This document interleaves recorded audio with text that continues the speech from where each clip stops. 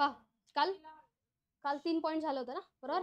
At height H above the surface of earth acceleration due to gravity कसं differ करतो, याचं काय पाहिलं होतं. At height H above the surface of earth इथे काय होतं बरं, काय होतं, हाईट वाढली तर जी कमी होतो. ठीक आहे. ड्यू टू शेप नुसार काय होतं बरं. ऍट इक्वेटरला काय होतं, इक्वेटरला जी ईशान लक्ष, इक्वेटरला जी कसा कमी. ठीक आहे का, कारण इक्वेटरला कसा असतो तो थोडासा बल्ज असतो आणि पोल्सला फ्लॅटन. म्हटल्यानंतर पोल्सला जीची व्हॅल्यू जास्त असेल आणि इथे कमी. इक्वेटरला जीची व्हॅल्यू कमी आणि पोल्सला जास्त. At depth H below the surface of अर्थ. ठीक आहे. जसं जसं आपण खाली जाणार डेप्थ नुसार जाणार, काय व्हायला पाहिजे खरं तर,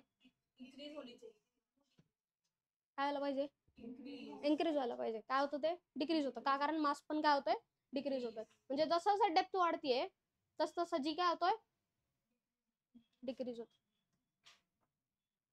फोर्स कमी कमी होत चाललाय ना. ठीक आहे. त्यानंतर due to rotation of earth हा पॉईंट राहिलेला आहे.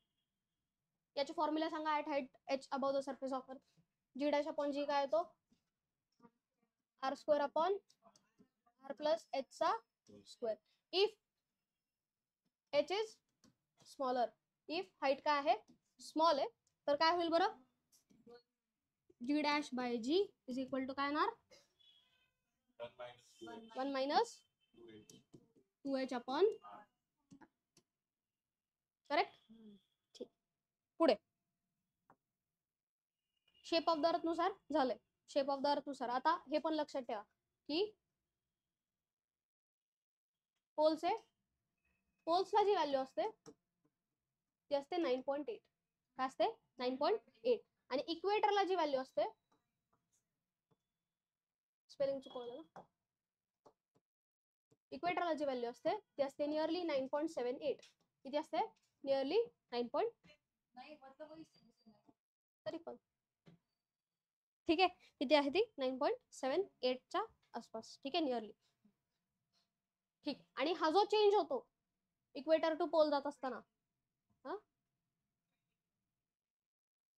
रेडियस मधला चेंज तो 20 किलोमीटर. रेडियस ऑफ इक्वेटर जो आहे तो पोल पेक्षा कितीने जास्त आहे, 20 किलोमीटरने जास्त आहे, नियरली 20 किलोमीटरने जास्त आहे. ठीक आहे. पण हा जो चेंज होतो ऍक्सेलरेशन ड्यू टू ग्रॅव्हिटी मध्ये तो असतो 0.5%. किती असतो, 0.5%. राहील लक्षात. ठीक. At depth H below the surface of earth काय आला फॉर्म्युलाचा, G dash upon G is equal to काय, 1 मायनस परत म्हण ई, ती ई म्हणली. ठीक आहे, क्लिअर आहे का. ठीक. पुढे due to rotation of earth.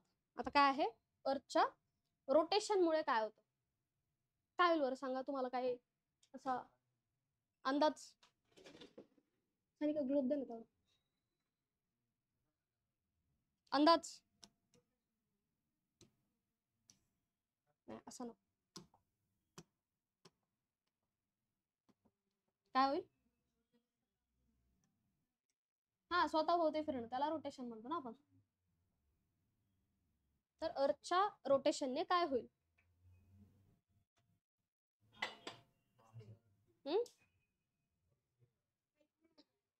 काहीच नाही.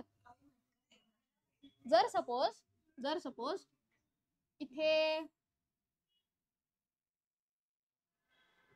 कोणीतरी आहे, तर सपोज तुम्ही फिरायला गेले, वरती कोणता आहे, आर्क्टिक की अंटार्क्टिक, रशियावरती आहे.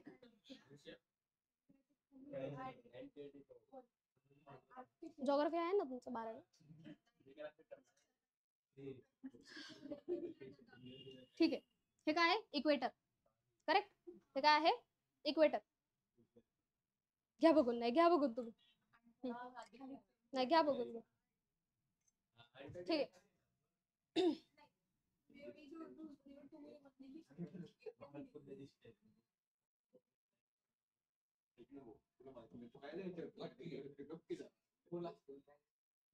बडबड नको, जे बघायला सांगितलं ते बघा फक्त, जे बघायला सांगितलं ते बघा फक्त. ईश्वरी म्हणून तुला कुठे येत नाही.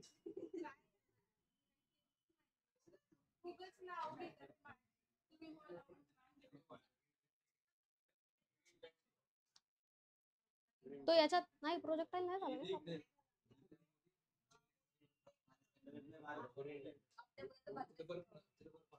ठीक मग घेऊ, लक्ष करा. काय अर्धे ना शोधते कुठं. बर काय होईल सांगा. सपोज तुम्ही इथे आहात, सपोज तुम्ही याच्यावर कुठेतरी आहात, ठीक आहे. इथं काय सौदी अरेबिया, पाकिस्तानवर टाकू नको, इंडियामध्येच ठीक. तर सपोज इथे तुम्ही आहात, ठीक आहे. जर अर्थचं रोटेशन वाढलं काय होणार? अरे काय होणार, काय वाटतं तुम्हाला?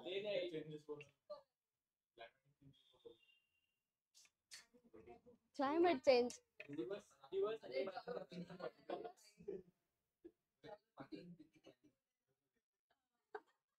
अरे क्यूटनेसचं काय, बरं काय होईल ते तर सांगा. काय वाटतं तुम्हाला काय होईल? तुमचं वेट कुठं कॉन्सन्ट्रेटेड असतं? इथे असतं ना, बरोबर, सेंटरला, म्हणजे अर्थ कडे अट्रॅक्टेड असता तुम्ही, अर्थ सरफेस कडे अट्रॅक्टेड असता. जर याचं रोटेशन वाढलं तर तुमचा वेट कमी होईल जास्त होईल? काय वाटतं तुम्हाला? काय होईल? कमी होईल. कसं काय कमी होईल?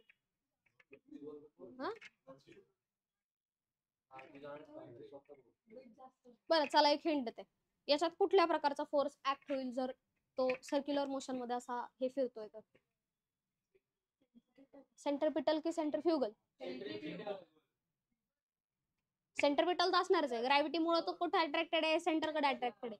पण ज्यावेळी रोटेशन इन्क्रीज होणार, असं इमॅजिन करा ती जी व्हील असते ना इमॅजिकाला गेल्यानंतर, हा ते फिरतीये, फिरल्यानंतर काय होतं, आपण अवे फ्रॉम द सेंटर जातो ना, ठीक आहे. सेंटर आतमध्ये, म्हणजे सेंटरच्या कुठे जाताय तुम्ही? अवे जाताय. याचा अर्थ अर्थचं रोटेशन इन्क्रीज झाल्यानंतर काय करू शकतं? सेंट्रिफ्युगल ऍक्ट होऊ शकतो, सेंट्रिफ्युगल फोर्स ऍक्ट करू शकतो, बरं ना. मग अर्थचं रोटेशन कुठे जास्त जाणवेल ते सांगा मला. आता जर सपोज तुम्ही इथे आणि एक कोणतरी इथे, कुठे जास्त रोटेशन जाणवेल? जे मधले आहेत ना त्यांना जास्त रोटेशन जाणार, बरोबर. ठीक आहे, कळलंय का? ठीक. कोणता फोर्स ऍक्ट होतो त्याच्यावर? सेंट्रिफ्युगल फोर्स ऍक्ट होतो. मग आपलं जे मास आहे, आपलं जे वेट आहे, ठीक आहे, न्यू वेट mg डॅश काय होईल? न्यू वेट mg डॅश ते इज इक्वल टू काय येईल? तुमचं actual weight minus centrifugal force mr omega square, correct का? मायनस काय येणार? Centrifugal force. जे तुमच्यावर तुमचं जे ऍक्च्युअल वेट आता होणार आहे, ठीक आहे, ते काय होईल? तुमचं वेट मायनस सेंट्रिफ्युगल फोर्स. ठीक आहे, जसं लिफ्ट मध्ये होतं तसंच सुडो फोर्स लागतो ना, तसं इथे पण काय होईल? ज्यावेळी हा अर्थ आहे तो रोटेट होईल, रोटेट झाल्यानंतर इथं जो ऑब्जेक्ट असेल त्याच्यावर काय लागणार आहे?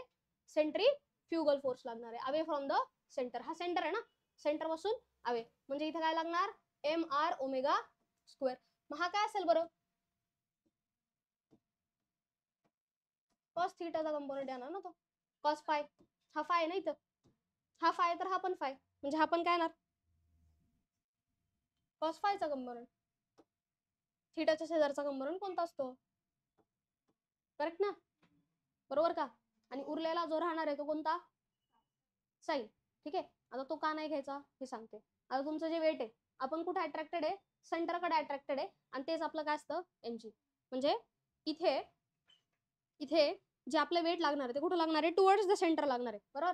म्हणजे याच्यात जे वेट लागणार आहे ते वेट कुठं लागणार आहे? mg downwards. हे कळलं का? कुठे अट्रॅक्टेड आपण? अर्थच्या सेंटरकडे. मग भले तुम्ही इक्वेटरला असा, इक्वेटरला असल्यानंतर आपलं वेट खाली नाही लागत, इकडे नाही लागणार, कुठं लागणार? अर्थच्या सेंटरकडे लागणार. ठीक आहे, so mg minus mv square.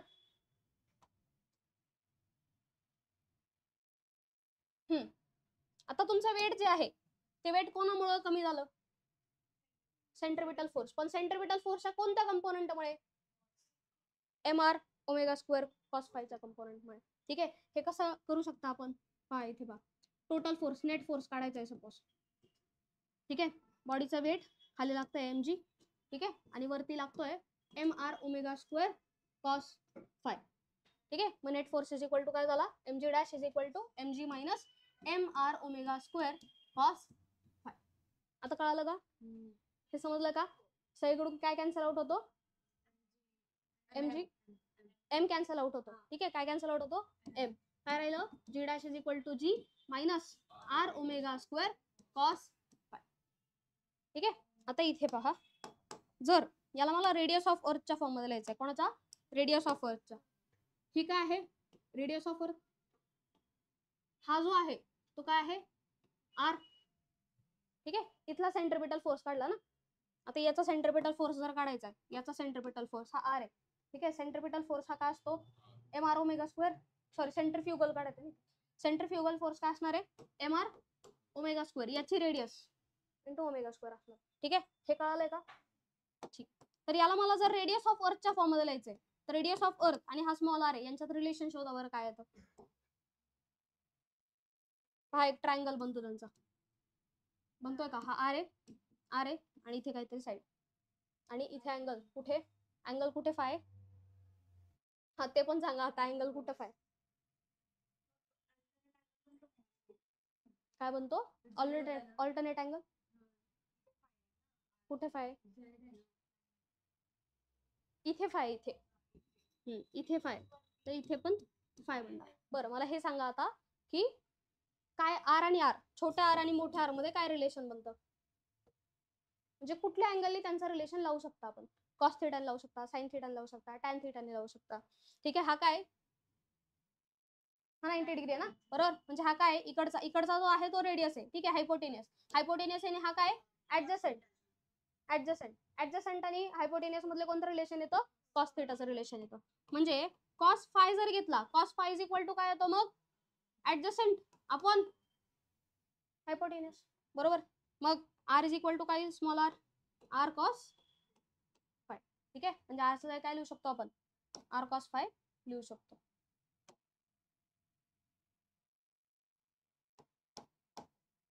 बरं सगळीकडे याचा प्रूफ वेगळा सापडेल तुम्हाला, कुठं होतं, हा minus R cos phi into omega square cos phi, हे समजलं का.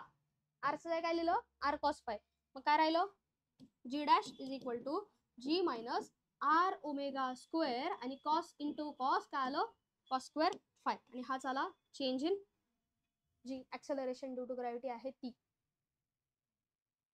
बोलूस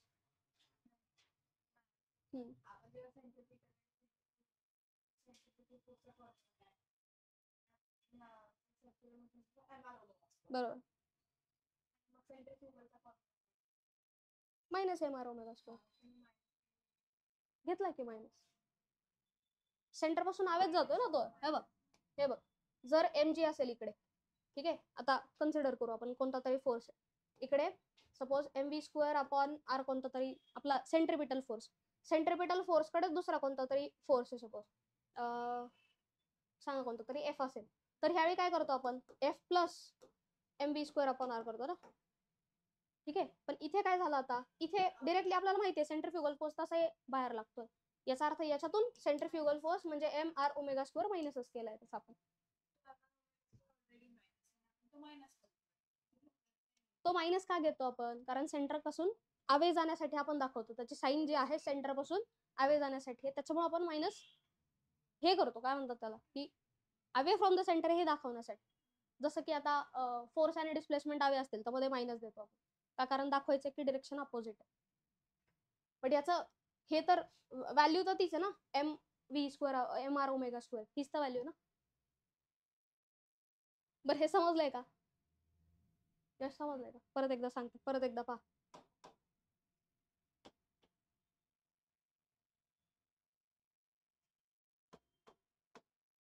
आणि सिडो फोर्स नेहमी काय करतो, अपोज करतो, जसं याच्यात पण सिडो फोर्स आता काय करणार आहे, अपोज करणार.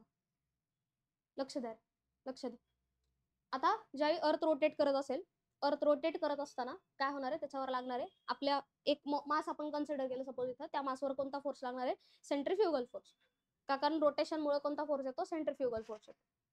इमॅजिन करा एक कार रोटेट करते आतमध्ये बसलेले पॅसेंजर्स कुठे मूव्ह होतात, अवे फ्रॉम द सेंटर ना. तसंच हे अर्थचं आहे.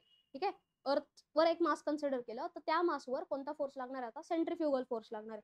ठीक आहे, इथे कोणता फोर्स लागणार आहे, सेंट्रीफ्युगल फोर्स, जो की असतो अवे फ्रॉम द सर्कल. ठीक आहे, अवे फ्रॉम द सेंटर. ठीक आहे, तर हा जर सपोज कन्सिडर केलं की इथला जो मास आहे, आता इथला मास कुठे फिरणार आहे, इथेच फिरणार आहे ना. जर जर आपण इंडियामध्ये तर आपण कुठे फिरतो, सपोज इक्वेटरवर आपण कुठे राहतो सपोज, तर आपण इक्वेटरवर फिरणार ना. ठीक आहे, जिथं तो मास आहे तिथंच तो फिरत राहणार, बरोबर. मग याचा जो मोशन आहे तो हा आहे. ठीक आहे, मग याच्यावर ऍक्ट होणार कोणता, सेंट्रीफ्युगल फोर्स, तो काय आहे, mr ओमेगा स्क्वेअर. ठीक आहे, जर हा अँगल फाय तर इथला पण अँगल काय होतो फाय, म्हणजे हा कंपोनंट काय झाला, mr omega square cos phi. Weight आपलं कुठं कुठे असतं रे, सेंटरकडे अट्रॅक्टेड असतं ना, म्हणजे वेट झालं कुठं, सेंटरकडे mg. ठीक आहे, आणि इकडे कोणता कंपोनंट झाला, mr omega square cos phi, centrifugal फोर्सचा. बरोबर का, म्हणजे एकाच बॉडीवर किती फोर्स ऍक्ट होत आहेत, दोन फोर्स ऍक्ट होतात. किती फोर्स ऍक्ट होत आहेत, दोन. मग यांचं जर बॅलन्सिंग इक्वेशन लिहायचंय, कसं लिहू शकता, याच्यातून या तुमच्या वेट मधून काय मायनस करावं लागेल आपल्याला, जो सेंट्रीफ्युगल फोर्स लागतो तो मायनस करायला लागेल, बरोबर ना. सेंट्रीफ्युगल फोर्स मायनस करायला लागेल. मग तुमचं ऍक्च्युअल जे आपल्याला वेट दिसणार आहे, जसं लिफ्ट मध्ये होतं तसंच इथे. ठीक आहे, ते काय दिसणार आहे, mg minus mr omega square cos phi. सगळीकडून m कॅन्सल आउट करा, काय मिळालं, g dash is equal to g minus r omega square cos phi. r चं काय लिहू शकतो आपण, r कॉस फाय लिहू शकतो. ठीक आहे, का, कारण रेडियस ऑफ अर्थ आपल्याला दरवेळी माहित असते, त्यामुळे आपण कन्व्हर्जन केलं ते. ठीक आहे, मग काय येईल ते, r कॉस फाय. मग r कॉस फाय इथे लिहिला r च्या जागी. ठीक आहे, मग काय झालं ते, r ओमेगा स्क्वेअर आणि कॉस स्क्वेअर फाय.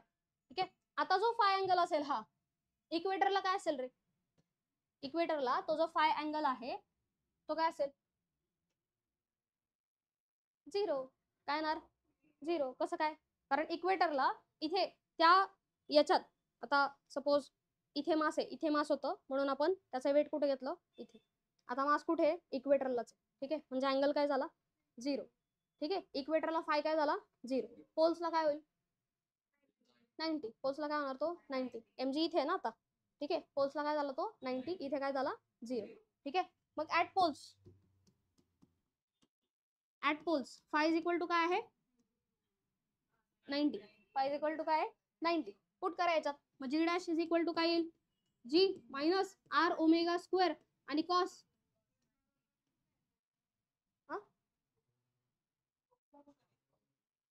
हा पोल्सला असेल तर केसेस लिहितोय आपण त्याच्या, if mass is at pole.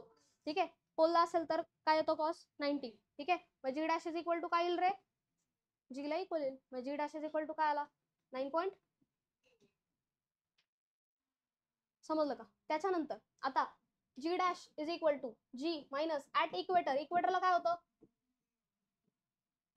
Zero होतो, बरोबर. आर ओमेगा स्क्वेअर आणि कॉस झिरो, कॉस झिरोची व्हॅल्यू काय येते, 1.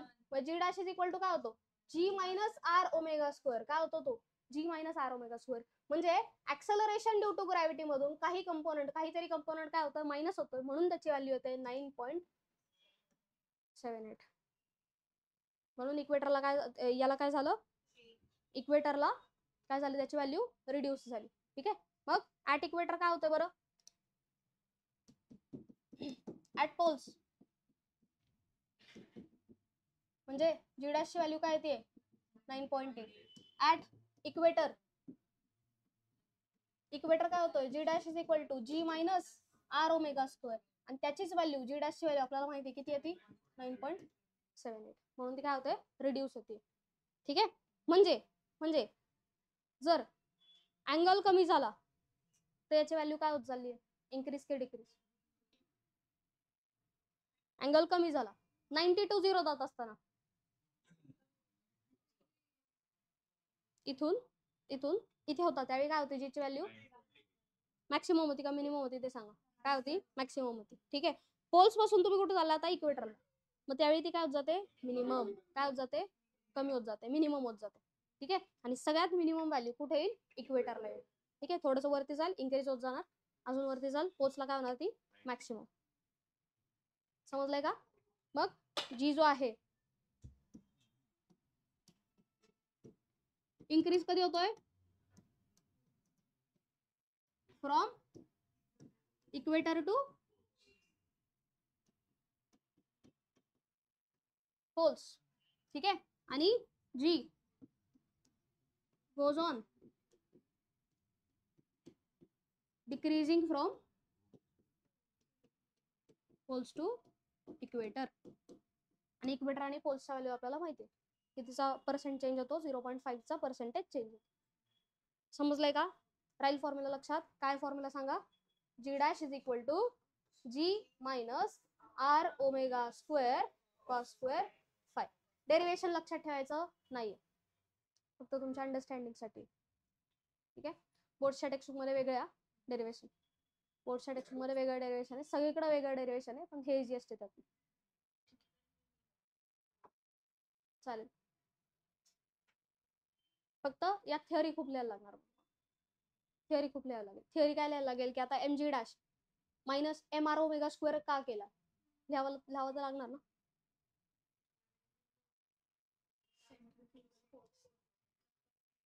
नेट फोर्स ऍक्टिंग लिहावं लागेल. नेट फोर्स किती असेल, नेट फोर्स ऍक्टिंग लिहिला. ठीक आहे. मग एम आर ओमेगा स्क्वेअर हा सेंट्रीफ्युगल फोर्स हे पण तिला स्टेट करायला लागतं. फाय कोणामधला अँगल आहे ते पण स्टेट करायला लागतं. म्हणजे सगळ्या गोष्टी थोडक्यात स्टेट करायच्या. बरं, हे समजलंय का? क्वेश्चन पहा. If the earth stops moving around its polar axis, then what will be the effect on the value of g for the body placed at south pole? polar axis ला earth rotate होतो का? Polar axis किंवा पोलला earth rotate होतो का? नाही होत. जर आपण पोलला थांबलोय तर रोटेशनचा काही इफेक्ट आहे का? इथे आहे नाही, याला काही इफेक्ट आहे का? नाही. होणार ना. ऍक्सिस रोटेट झाली तर. आता हा ऍक्सिस आहे ना, ऍक्सिस हे फिरत फिरत अर्थ याच्या सनच्या अराउंड पण रिव्हॉल्व करत असतो ना, त्यावेळी होतो. मग 6 महिने या पोलला दिवस असणार आणि 6 महिने या पोलला दिवस असेल. म्हणजे 2 डिफरंट पोल्सला असेल ते. हा, खाली दिवस असेल तर वरती रात्र 6 महिने. जायचंय का पोल्सला?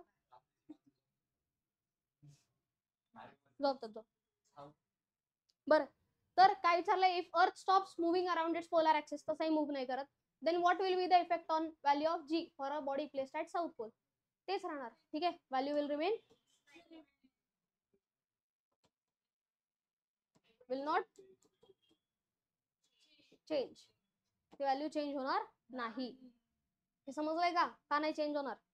का तर अर्थ इथं रोटेटच होत नाही. ठीक आहे. आणि जी ची व्हॅल्यू जरी रोटेट झाला नाही झाला तरी पण पोल्सला काय राहणार आहे? सेम. जर इक्वेटरला नाही रोटेट झाला तर व्हॅल्यू काय येईल? 9.8. 9.8. इक्वेटरला नाही रोटेट झाला तर आर ओमेगा स्क्वेअर हा कंपोनंटच येणार नाही ना मग तिथं. जर नाही रोटेट झाला, रोटेशनच नाहीये. ठीक आहे. ठीक आहे. अँग्युलर व्हेलॉसिटी, अँग्युलर व्हेलॉसिटीच नाहीये, याचा अर्थ काय होणार? हा कंपोनंट 0 होऊन जाणार आणि जी डॅश व्हॅल्यू जी ला इक्वल येणार, याचा अर्थ 9.8 येणार. ठीक आहे. इक्वेटरला होत आहे काय? अर्थच्या रोटेशनमुळे याच्यावर लागतोय कोणता फोर्स? Centrifugal force. आणि त्या सेंट्रीफ्युगल फोर्समुळे इथे इक्वेटरला जी ची व्हॅल्यू आहे ती कशी आहे? कमी आहे. पण जर अर्थ रोटेट करायचं बंद करेल तर जी ची व्हॅल्यू इथे जी आहे ती इथेच राहणार, सेम राहणार थ्रू आउट. समजलंय का? बर, पुढे काय? The reading of spring balance correspond to 100 Newton while situated at the North Pole and the body is kept on it. The recorder on the same scale if it is shifted to the equator is. म्हणजे एक काय spring balance आहे. Spring balance म्हणजे असं balance की जे स्प्रिंगनी weight measure करतो. ठीक आहे. तर त्या स्प्रिंग बॅलन्सवर आपल्याला वेट काय दाखवतंय? 100 न्यूटनचं वेट दाखवतोय. कितीचं? 100 न्यूटनचं वेट दाखवतोय. कुठे? पोल्सला असताना, नॉर्थ पोलला असताना. त्याला काय केलं? आता आपण कुठे शिफ्ट केलं? इक्वेटरला शिफ्ट केलं. कुठे शिफ्ट केलं? इक्वेटरला. तर इक्वेटरला शिफ्ट केल्यानंतर त्याची व्हॅल्यू काय असेल हे शोधायची. गेस करू शकता? व्हॅल्यूज येते चालू तुम्हाला.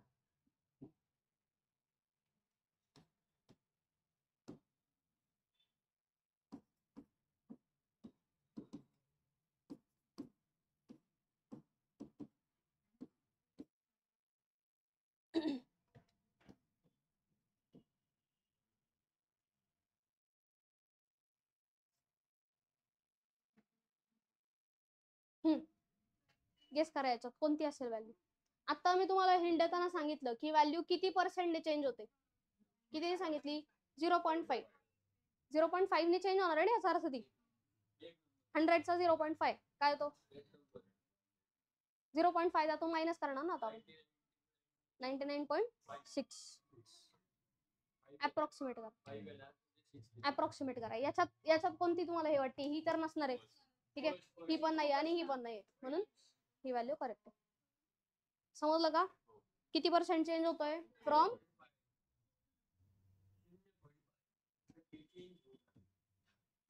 ओके.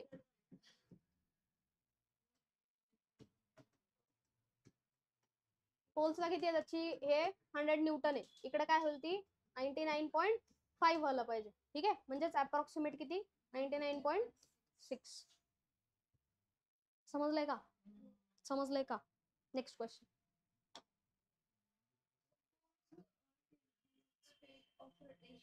क्वेश्चन वाचा, क्वेश्चन वाचा. At what new time period the weight of the body on the equator becomes 0? Stop होईल त्यावेळी 0 होईल का, स्टॉप होईल त्यावेळी 9.8 असेल, मॅक्सिमम असेल.